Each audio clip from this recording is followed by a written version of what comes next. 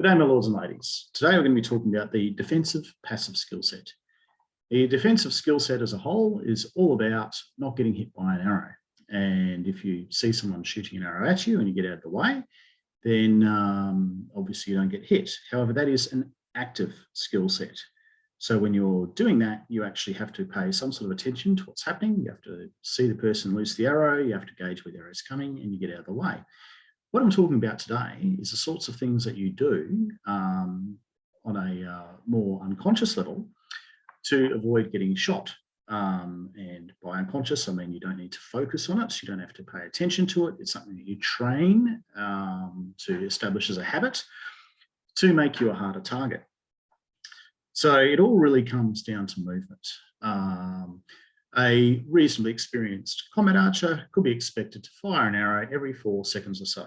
So fairly obviously standing still is very, very, very low in terms of your defensive tree. If you stand still for any length of time, then someone has the time to see that you stood still, to load their arrow, take nice careful aim and shoot, and therefore kill you.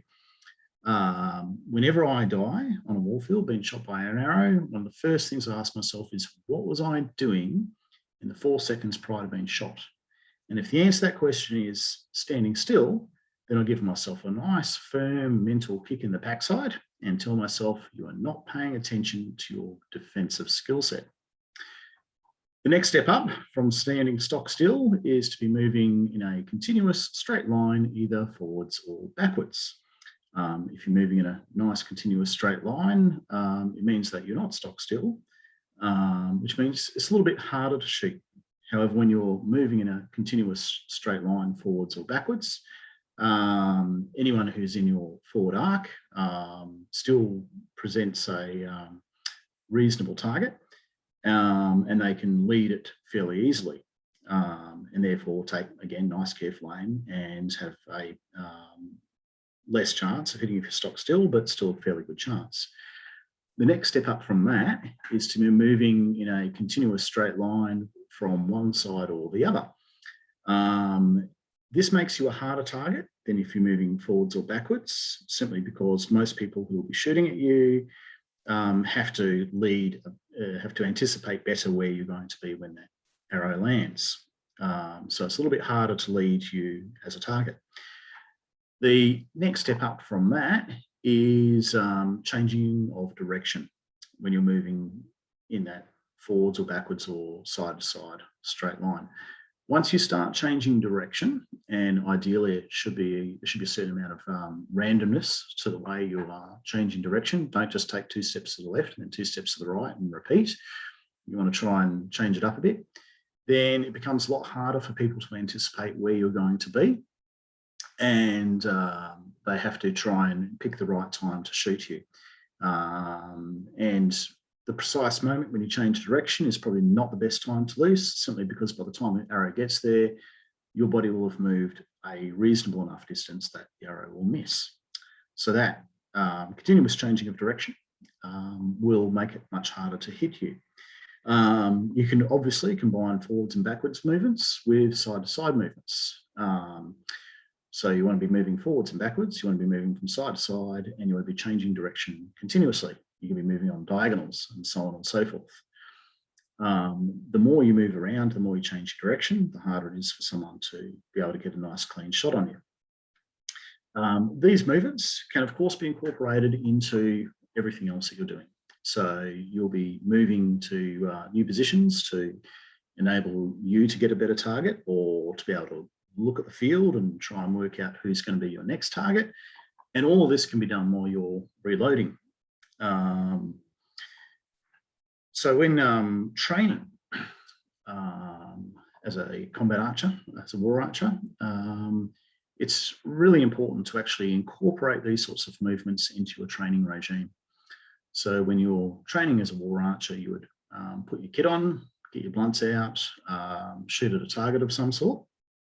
But rather than standing still and taking nice careful shots, you'll mix it up a bit. So for a number of rounds, you would move in some way, forwards, backwards, left, right, and practice that movement, and practice all the things that go with that movement. So you want to be able to reload while moving. You want to be able to reload on the run if need be. Whenever you're advancing rapidly, ideally you don't want to move forwards in a straight line. You want to zigzag as you go, and I'll often train that particular activity by setting up a number of targets, 3 or 4 targets in a line, and practice advancing towards those targets, shooting as I go. So I'll be moving forward, zigzagging as I go, changing direction while moving forwards, and shooting at each of those targets in turn. Next up, I'm going to actually share a couple of videos that were taken a few years ago at Border War, where I demonstrate, or the crowd demonstrate, I'd merely be a target, the value of movement, as I've discussed. So first of all, let's have a look at what happens and how often you get hit if you stand stock still. All right, let's do it.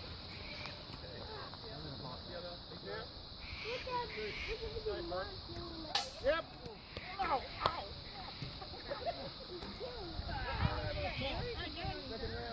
Yep, yep.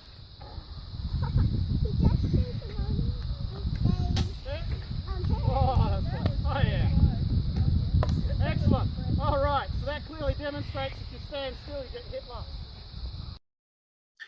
And now let's have a look and see what happens if you move in a continuous, nice straight line that is parallel to the line of archers who are shooting at you. Let's go.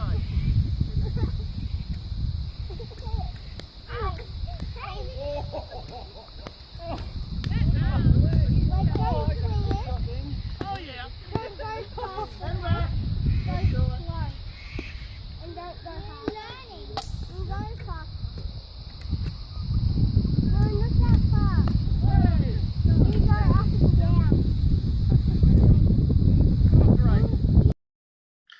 And last but not least, let's have a look at what happens if you continuously change your direction. Still on that more or less straight line, and how often you get hit. One might get hit here. Okay, so we're all ready for about, we've got 2 arrows each. 2 arrows, you said 3. All right, make it 3. You've got. Okay, can someone tell me when it's good for me to turn back around? Yep. Okay, let's go. Yep. Yep.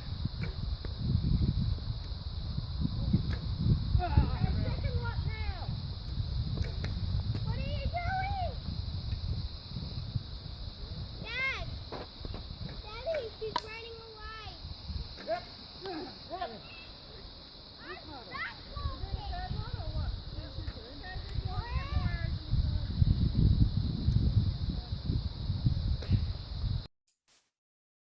So one of the things that isn't readily apparent from these videos is that the line of archers shooting at me was approximately 15 metres away. And that is quite close as far as shooting at someone is concerned.